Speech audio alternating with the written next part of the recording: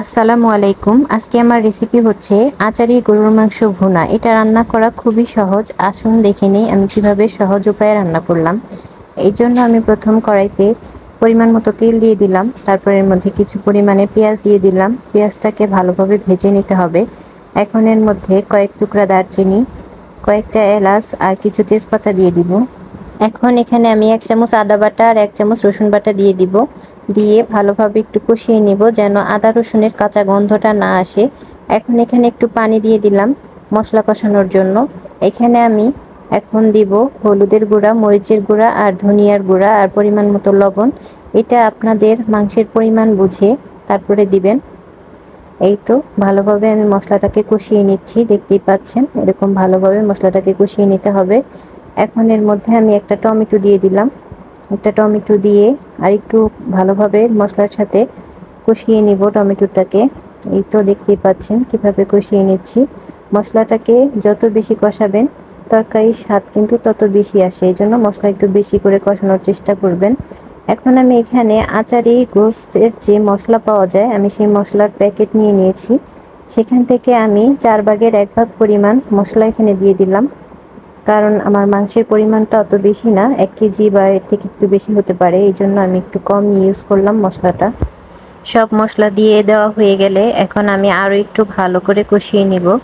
কষিয়ে নেওয়া হয়ে গেলে এখন এর মধ্যে দিয়ে দিব গরুর মাংস।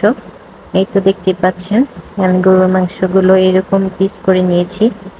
আপনারা চাইলে এরকম করে ছোট ছোট পিস করে নিতে পারেন। তো এইভাবে দিয়ে দিলাম।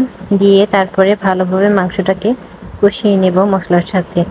দেখতেই পাচ্ছেন কিভাবে আমি কষিয়ে নিচ্ছি। ভালো করে মাংসটাকে মশলার সাথে মিশিয়ে কষিয়ে নেব। কষিয়ে নিয়ে এরপরে আমি ঢাকনা দিয়ে ঢেকে দেব হালকা সিদ্ধ হওয়ার জন্য। এই তো ঢাকনা দিয়ে ঢেকে দিলাম। দেখতেই পাচ্ছেন কালারটা কত সুন্দর এসেছে।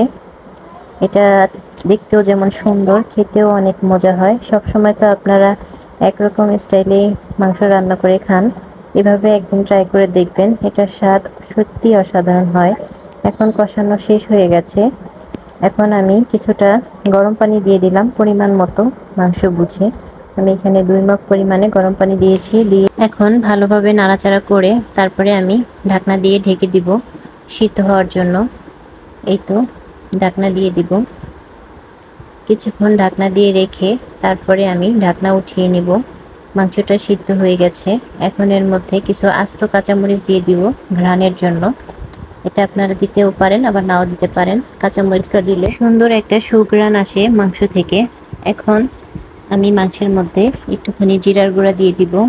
দিয়ে ভালোভাবে নাড়াচাড়া করে নিচ্ছি। দেখতেই পাচ্ছেন ভালোভাবে নাড়াচাড়া করলে হয়ে গেল খুবই মজাদার একটি আচারি গরুর মাংসের রেসিপি। আর সবাই আমার চ্যানেলটা প্লিজ সাবস্ক্রাইব করে দিবেন, পাশে থাকবেন এবং আমার জন্য দোয়া করবেন।